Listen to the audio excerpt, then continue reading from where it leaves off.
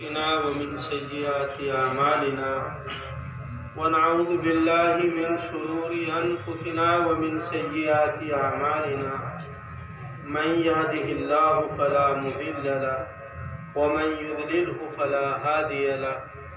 ونشهد أن لا إله إلا الله وحده لا شريك له ونشهد أن سيدنا وسندنا وحبيبنا ومولانا محمدا عبده ورسوله أما بعد قال الله تبارك وتعالى في القرآن المجيد والفرقان الحميد أعوذ بالله من الشيطان الرجيم بسم الله الرحمن الرحيم ثم أورثنا الكتاب الذين اصطفينا من عبادنا قال الله تبارك وتعالى قل بفضل الله وبرحمته فبذلك فليفرحوا قال النبي صلى الله عليه وعلى آله وسلم خيركم من تعلم القرآن وعلمه صدق الله العظيم وصدق رسوله النبي الكريم اما بعد میرے محترم دینی بھائیوں، بزرگوں، ماں اور بہنوں، ہمارا یہ بچہ جو ہمارے بھائی عبدالرزاق صاحب کا کے صاحبزادے ہیں محمد ریحان، اب الحمدللہ یہ حافظ قرآن پاک ہو گئے۔ ہمارے قاری تنویر صاحب اور ان کے تمام اساتذہ کرام اور خاص طور پر ان کے استاد قاری محمد کامل صاحب بہت مبارکبادی کے مستحق ہیں کہ اللہ تبارک و تعالیٰ نے ہمارے مدرسے میں ہمارے اساتذہ کرام کے ذریعے ہمارے ہی گاؤں کے ایک بچے کو قرآن پاک کی دولت عطا کی۔ ان کے ساتھ ساتھ ان کے والدین بھی بہت مبارکبادی کے مستحق ہیں۔ یہ اتنی بڑی دولت ہے جو ہمارے بھائی عبدالرزاق صاحب کے صاحبزادے کو اللہ تبارک و تعالیٰ نے عطا کی ہے کہ یہ دنیا اور اس جیسی ارب و خرب دنیا ایک طرف اور جو دولت اللہ نے ان کو دی ہے یہ ایک طرف، تو ایسی ہزاروں کروڑوں لاکھوں اربوں خربوں دنیا اس کا مقابلہ نہیں کر سکتی۔ ایک مرتبہ ایسا ہوا مدینہ منورہ میں بڑے قحط کے حالات تھے، پریشانی تھی، صحابہ کرام بھوک سے دوچار تھے، پریشان تھے۔ ابو جہل کے 7 قافلے 7 اونٹ مال کے لد کر آئے شام وغیرہ سے، تو حضرات صحابہ کرام جو بھوکے تھے ان اونٹوں کی طرف متوجہ ہوئے، توجہ ان اونٹوں کی طرف گئی۔ قرآن پاک نے کہ اس وقت میں یہ آیت نازل ہوئی وَلَقَدْ آتَيْنَاكَ سَبْعًا مِنَ الْمَثَانِي وَالْقُرْآنَ الْعَظِيمَ، اے محمد ہم نے آپ کو 7 مثانی یعنی سورہ فاتحہ دی ہے اور قرآن پاک دیا ہے۔ لا تمدن عینیک الی ما متعنا بہ ازواجا من زہرۃ الحیات الدنیا، جن لوگوں کو ہم نے آزمانے کے لیے کچھ دنیاوی زندگی کا ساز و سامان دے دیا ہے، آپ ان کی طرف نگاہ اٹھا کر نہ دیکھیں۔ ہم نے آپ کو 7 مثانی دیے، سورہ فاتحہ اور قرآن پاک دیا ہے، جن لوگوں کے پاس دنیاوی مال ہے آپ ان کی طرف نگاہ اٹھا کر نہ دیکھیں۔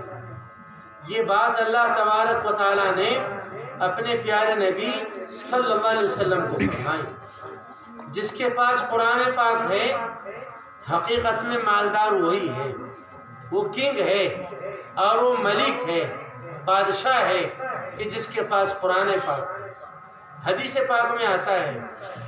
کہ جن بندوں کو میں نے قرآن پاک دیا، حدیث قدسی ہے، جن بندوں کو میں نے قرآن پاک دیا اور وہ سوچتے ہیں کہ اس سے بہتر دولت بھی کسی کے پاس ہے، انہوں نے میرے قرآن پاک کی توہین کی۔ جن لوگوں کے پاس قرآن پاک ہے وہ یہ سوچے فلاں مکان والا اس کے پاس اچھا مکان ہے، اس کے پاس اچھی کار ہے، اس کے پاس اتنی جائیداد ہے، اس نے میرے قرآن پاک کی توہین کی۔ دنیا میں صرف دو آدمی ہیں کہ جن کے اوپر آدمی رشک کر سکتا ہے۔ حسد کے الفاظ حدیث پاک میں آتے ہیں، لا حسد الا فی اثنین، حسد یعنی رشک نہیں کر سکتا مگر دو آدمیوں پر۔ ایک آدمی دنیا میں رشک معلوم ہے کسے کہتے ہیں؟ رشک کہتے ہیں اللہ جو دولت آپ نے بھائی عبدالرزاق صاحب کے صاحبزادے حافظ محمد ریحان کو عطا کی ہے، اے اللہ میرے بیٹے کو بھی دے دے، میری بیٹی کو بھی دے دے، میرے پوتے کو نواسے کو عطا کر دے، اور ان کے پاس بھی رہے، ان کی دولت میں اضافہ ہو، یہ رشک کہلاتا ہے۔ تو یہ رشک کرنا دنیا میں صرف دو آدمیوں پر کر سکتا ہے۔ ایک آدمی وہ ہے کہ جس کو اللہ نے قرآن پاک کی دولت دی اور وہ رات کی ساعتوں میں کھڑا ہو کر قرآن پاک کی تلاوت کرتا ہے، قرآن پاک سے محبت کرتا ہے، قرآن پاک سے پیار کرتا ہے، قرآن پاک کی خدمت کرتا ہے۔ ہم رشک کر سکتے ہیں، اے اللہ یہ سعادت مجھے بھی عطا کر کہ میں بھی قرآن پاک کی خدمت کروں، میں بھی راتوں کی تنہائیوں میں قرآن پاک کی تلاوت کروں، میں بھی قرآن پاک کا خادم بنوں۔ آدمی ایسے بندے کے اوپر رشک کر سکتا ہے، ورنہ کسی مال کے اوپر، مالدار کے اوپر رشک کرے بالکل نہیں۔ اس کے پاس یہ مکان ہے میرے پاس بھی ہو، یہ کار ہے اس کے پاس میرے پاس بھی ہو، یہ 5 لاکھ کا مالک، بالکل نہیں، کوئی فائدہ نہیں۔ حسد تو بہت دور کی بات ہے، ان پر رشک بھی نہیں کر سکتے۔ ہاں دنیا میں ایک مالدار ہے کہ آدمی جس کے اوپر رشک کر سکتا ہے، وہ مالدار کون سا ہے کہ جس کو اللہ نے مال دیا ہے اور اپنے مال کو وہ اللہ کے راستے میں خرچ کرتا ہے، مدرسوں میں، غریبوں میں، بیواؤں پر، یتیموں پر نل لگاتا ہے، کنویں کھدواتا ہے، اللہ کے کمزور بندوں کے کام آتا ہے، بیماروں کا علاج و معالجہ کراتا ہے۔ اللہ جیسے بندہ ہے تو نے اس کو مال دیا، یہ اپنا مال ایسے ایسے خرچ کرتا ہے، میرے پاس بھی ہو تو میں بھی خرچ کروں، لوگوں کا تعاون کرتا ہے، لوگوں کو ہدایت دیتا ہے، اللہ میں بھی ایسا کروں، ایسی خدمت کروں میں بھی۔ یہ بندہ قابل رشک ہے۔ اور اگر ہمیں سوچنے لگے، ہم ان کی قدر و قیمت گھٹا دیں کہ بھائی لاک ڈاؤن ہو گیا، امام صاحب کو مسجد سے نکال دو، لاک ڈاؤن ہو گیا بھائی، ارے مدرسے میں بچے تو پڑھتے نہیں، اب چندہ کس کام کا؟ اب مدرسے میں بچے نہیں ہیں، اب چندہ کس کام کا؟ یاد رکھو، چندہ صرف بچوں کو کھلانے کے لیے نہیں ہوتا ہے، استادوں کے لیے بھی جو مدرسے میں کام کرتے ہیں، مدرسے کی خدمات سے جڑے ہوئے ہیں، جو آپ کے محلوں میں آپ کے بچوں کو پڑھا رہے ہیں، وہ بھی اس بات کے مستحق ہیں کہ آپ ان کی تنخواہوں کا انتظام کریں۔ اگر ہم نے ان کی تنخواہ کا بندوبست نہ کیا اور ہمارا ایک بچہ ہمارے تعلیم کے راستے سے ہٹ گیا، ایک استاد ہمارا مدرسہ چھوڑ کر چلا گیا اور دوسرے کام میں لگ گیا، مالداروں کی گرفت ہوگی، مالداروں سے سوال کیا جائے گا،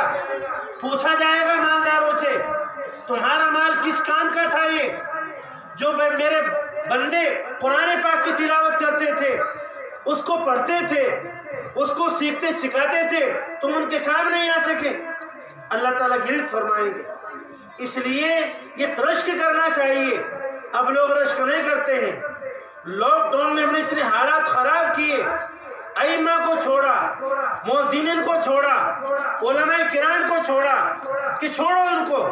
مسجد خالی رہے گی 4 مہینے، پیسے نہیں جائیں گے امام صاحب کے پاس۔ لکھ لو میری بات یہ اپنے دل کی تختی کے اوپر کہ اگر آپ نے امام صاحب کو نکالا، اس بنیاد پر ہم کہاں سے پیسے دیں گے؟ آپ کی کھیتوں میں غلہ کم پیدا ہوگا۔ اگر آپ تاجر ہیں، آپ کی تجارت سے وہ پیسے کم کر دیے جائیں گے۔ اگر آپ مزدور ہیں تو آپ کی مزدوری سے وہ چیز کم کر دی جائے گی۔ اگر آپ دستکار ہیں تو آپ کی دستکاری سے امام کی تنخواہ کے بقدر کم کر دی جائے گی، یا آپ کے گھروں میں ایسی چیزیں آئیں گی کہ جو امام کی تنخواہ آپ نے بچائی وہ پیسہ آپ کا وہاں پر جائے گا۔ کہیں کا انصاف نہیں ہے۔ ویسے ہم اپنے دوستوں سے کہتے ہیں آپ کیوں چکر میں پڑتے ہو کسی کے کہ ہمیں کوئی مالدار پیسے دے گا یا ہمیں کوئی آدمی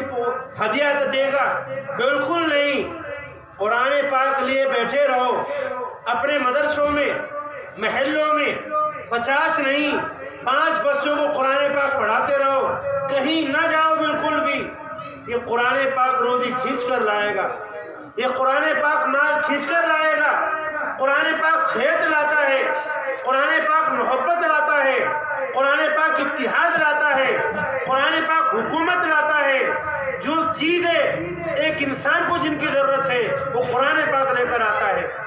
جو میں حدیث ہے یہ خیرکم من تعلم القرآن وعلمہ، مشہور حدیث ہے، آپ نے بہت مرتبہ سنی ہوگی کہ تم میں سب سے بہتر آدمی وہ ہے جو قرآن پاک سیکھے اور قرآن پاک سکھائے۔ اس حدیث کو حضرت عثمان غنی رضی اللہ تعالیٰ عنہ سے جو روایت کرتے ہیں حضرت ابو عبد الرحمن ہیں، بہت اونچے درجے کے قاری ہیں، ان کا نام عبداللہ ہے، ان کے والد حبیب ہیں، وہ صحابی ہیں، کوفہ کے رہنے والے ہیں۔ بیان کرتے ہیں کہ اس حدیث میں میں اپنے دوستوں سے کہنا چاہتا ہوں، اپنے مدرسے میں جو لوگ پڑھانے والے ہیں ائمہ، میں ان سے کہنا چاہتا ہوں کہ فرمایا اس حدیث نے مجھے یہاں پر بٹھا رکھا ہے اور 72 سال کا زمانہ ہے، ایک جگہ بیٹھے قرآن پاک کی تعلیم دیتے رہے اور قرآن پاک پڑھاتے رہے۔ حضرت عثمان غنی کے زمانے سے ان کی خدمات کا زمانہ شروع ہوتا ہے، حجاج بن یوسف ثقفی کے زمانے تک رہتا ہے۔ تو فرمایا کہ خیرکم من تعلم القرآن خیرکم من تعلم القرآن وعلمہ، کہ حدیث ہے اس نے مجھے یہاں بٹھا رکھا ہے۔ اگر ہم لوگ جمے رہیں گے، ہم لوگ بیٹھے رہیں گے، ہم لوگ اپنی جگہ سے نہیں ہٹیں گے، ہم 50 کو نہیں، ہم 5 بچوں کو پڑھائیں گے، ہم 2 بچوں کو پڑھائیں گے۔ روزی لوگ نہیں بانٹتے ہیں، روزی تاجر نہیں بانٹتے ہیں۔ قرآن پاک میں ہے وَفِي السَّمَاءِ رِزْقُكُمْ وَمَا تُوعَدُونَ، آسمان میں تمہاری روزی ہے، روزی وہاں سے آتی ہے۔ اس لیے جو ہم نے سلسلہ شروع کیا تو بہت سے لوگ بددل ہو گئے، ارے کیا کریں گے حافظ قرآن بنا کر اپنے بچوں کو، میرا بچہ چندہ کرے گا، لوگ تنخواہ نہیں دیں گے، میرا بچہ مسجد میں امامت کرے گا، لوگ الگ کر دیں گے۔ جو یہ ماحول بنا ہے اس کا ذمہ دار مالدار لوگ ہیں، اس کے ذمہ دار مسجد کے متولیان ہیں، اس کے ذمہ دار وہ لوگ ہیں وہ کہ ان کی حیثیت کچھ بھی ہو کہ جنہوں نے ان لوگوں کو مسجدوں سے دور کیا، مدرسوں سے دور کیا، باقاعدہ اس کی میٹنگیں لی کہ ان کو الگ کر دو، اس کے ذمہ دار وہ لوگ ہیں۔ اس لیے توبہ کرنی چاہیے، اللہ کے بارگاہ میں رونا چاہیے۔ اور جو لوگوں کے ذہن میں بات پیدا ہوئی ہے کہ ہم حافظ نہیں بنانے کے، ہم اپنے بچوں کو مولوی نہیں بنانے کے، ہمارا بچہ تو کپڑا بیچے گا، ہمارا بچہ تو فلاں کام کرے گا، ہمارا بچہ کٹنگ سیکھے گا، ہمارا حافظ تو ٹیلرنگ سیکھے گا، اگر یہ ذہن میں آیا ہے تو اس کے میں توبہ کرنی چاہیے اللہ تبارک و تعالیٰ سے۔ یہ بچہ جو قرآن پاک کا حافظ ہوا، اس پر کتنی نعمتیں ہیں اور کتنے انعام ہیں۔ حدیث پاک میں آتا ہے کہ جس بچے کے سینے میں قرآن پاک ہے وہ پوری جنت اپنے سینے میں لیے بیٹھا ہے، کیونکہ حدیث پاک میں آتا ہے جتنے جنت میں درجے ہیں اتنے قرآن پاک میں حروف ہیں، جنت میں جتنے درجے ہیں اتنے قرآن پاک میں حروف ہیں۔ جو آدمی اپنے سینے میں قرآن پاک لیے بیٹھا ہے پوری جنت اس کے سینے میں موجود ہے۔ ہم لوگ نادان ہیں، ہمارے اساتذہ کرام نادان ہیں کہ جنت کے ہونے کے باوجود لوگوں کی طرف بڑھتے ہیں اور سوچتے ہیں کہ ہماری کچھ مدد کرے گا، ایسا نہیں ہے۔ اس لیے میرے بھائیوں میں بہت بہت مبارکباد دیتا ہوں کہ اللہ تبارک و تعالیٰ نے ان کو قرآن پاک کی دولت عطا کی ہے۔ بھائی عبدالرزاق کے بچے کو اللہ نے منتخب کیا ہے اور اپنے خاص بندوں میں اللہ تعالیٰ نے اس کو شامل کیا ہے۔ قرآن پاک میں اللہ تعالیٰ فرماتے ہیں ثم اورثنا الکتاب الذین اصطفینا من عبادنا، ہم نے اپنے بندوں میں سے کچھ کو منتخب کر کر اپنے قرآن پاک کا وارث بنایا ہے۔ میں اپنے گھر میں شادی کرتا ہوں، 5000 لوگوں سے میرے تعلقات ہیں، مجھے 150 کو بلانا ہے، میں انتخاب کروں گا مجھے کسی کسے بلانا ہے۔ قاری تنویر صاحب کو یہ پروگرام یہاں پر کرنا تھا، ان کے بہت سے لوگوں سے تعلقات ہیں، بہت سے ان کے اساتذہ ہیں، بہت سے ان کے شاگرد عالم ہیں، اور بہت سی جگہ سے ان کے رابطے ہیں۔ انہوں نے انتخاب کیا کہ میں انعام اللہ کو بلاؤں اپنے اس پروگرام میں، تو اللہ تبارک و تعالیٰ بھی اپنا قرآن پاک کسے دینا چاہتے ہیں اس کا انتخاب کرتے ہیں، کس کے بیٹے کو ملے گا، کس کے پوتے کو ملے گا، کس کو نواسے کو ملے گا، یہ اللہ تعالیٰ انتخاب کرتے ہیں۔ اور یاد رکھو یہ انتخاب مال کی بنیاد پر نہیں ہوتا ہے، یہ انتخاب ہوتا ہے تواضع کی بنیاد پر، یہ انتخاب ہوتا ہے قرآن پاک کی قدردانی کی بنیاد پر، یہ انتخاب ہوتا ہے قرآن پاک والوں سے محبت کی بنیاد پر اللہ یہ انتخاب فرماتے ہیں۔ بے شک ان کے استاد نے محنت کی، وہ اپنی جگہ پر ہیں، ان کے والدین نے اپنے بچے کو مدرسے میں بھیجا، اپنی جگہ پر ہے، اس مدرسے کے ذمہ دار کی کوششیں اپنی جگہ پر ہیں، مگر حافظ آدمی جب بنتا ہے جب اللہ تعالیٰ کا خاص فضل و کرم شامل حال ہوتا ہے۔ ورنہ ہم نے دیکھا بہت سے لوگ حافظ ہیں، معلم ہیں، اپنے بچوں کو پڑھا رہے ہیں، ان کے بیٹا بھی وہاں پر پڑھتا ہے، دوسروں کے بچے قرآن پاک کے حافظ ہوتے ہیں، اور اس کا بیٹا ان کا بیٹا قرآن پاک کا حافظ نہیں ہوتا ہے۔ اس کا کیا مطلب ہے؟ اس کا مطلب یہ ہے کہ استاد کی محنت بھی اپنی جگہ پر ہے، مگر اللہ تعالیٰ جس کو منتخب کرتے ہیں قرآن پاک کا حافظ وہ بچہ بنتا ہے۔ اسی کو اللہ تعالیٰ نے فرمایا قل بفضل اللہ وبرحمتہ فبذلک فلیفرحوا، ان لوگوں سے کہہ دو یہ قرآن پاک کا انعام یہ اللہ کا فضل ہے اور اس کی رحمت ہے۔ اور ایک جگہ اللہ تعالیٰ فرماتے ہیں ہم اپنی رحمت اپنا فضل جسے چاہتے عطا کرتے ہیں۔ ایک بادشاہ ہے آپ کے ملک کا وزیر اعلیٰ ہے، آپ کے ملک کا ایک MP MLA ہے، ہم دیکھتے ہیں کبھی کبھی وہ گاؤں کے بڑے بڑے مکانوں کو چھوڑ کر ایک غریب کی جھونپڑی پر جا کر بیٹھ جاتا ہے، لوگ اس کو بلاتے ہیں آئیے AC کمرہ ہے، دسترخوان لگا ہوا ہے، مگر غریب کے گھر جاتا ہے جہاں بھینسیں بندھی ہوئی ہیں اور دوسری چیزیں کھڑی ہوئی ہیں، اور وہ وہاں پر چائے کا کپ پیتا ہے اور خوش ہوتا ہے۔ اللہ تعالیٰ کی مرضی ہے، اللہ تعالیٰ جس کا چاہے انتخاب کر لے، یہ اس کی شان ہے کہ اس کا انتخاب کرتے ہیں۔ تو اللہ تبارک و تعالیٰ نے یہ انتخاب کیا ہے اور اتنی بڑی دولت اس بچے کو دی ہے، اگر یہ بچہ اس کو باقی رکھے، اسے یاد کرے، اس کی تعلیمات کے اوپر عمل کرے،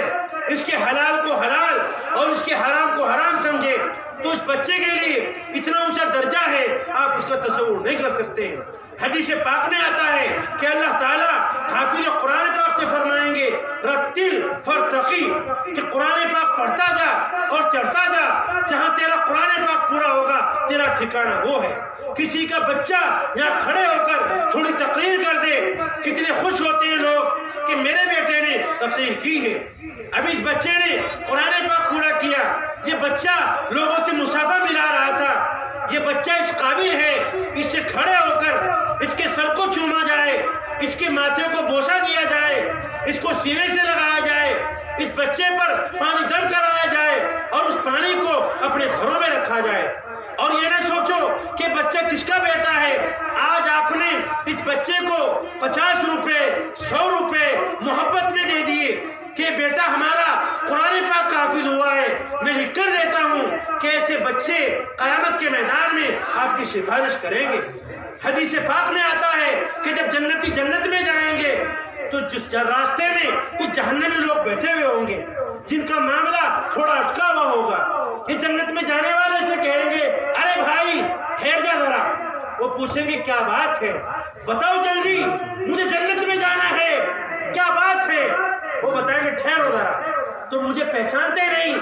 کہا نا میں نے تمہیں پہچانتا ہوں، تم کون ہو؟ کہا میں وہ آدمی ہوں، میں نے تیرے سر پر ایک مرتبہ محبت کا ہاتھ رکھا تھا، میں نے تجھے ایک گلاس پانی کا دیا تھا، میں نے تمہیں لوٹا بھر کر وضو کے لیے دیا تھا، تم ڈاکٹر کے یہاں گئے تھے، تمہارے پاس پیسے نہیں تھے، میں نے ڈاکٹر کو تمہاری طرف سے پیسے دیے تھے، میں نے فلاں وقت میں تمہیں 50 روپے دیے تھے، یاد آ گیا؟ کہ ہاں یاد آ گیا۔ کیا چاہتے ہو کہ ہم ہمارا تھوڑا سا معاملہ اٹکا ہوا ہے سفارش کر دی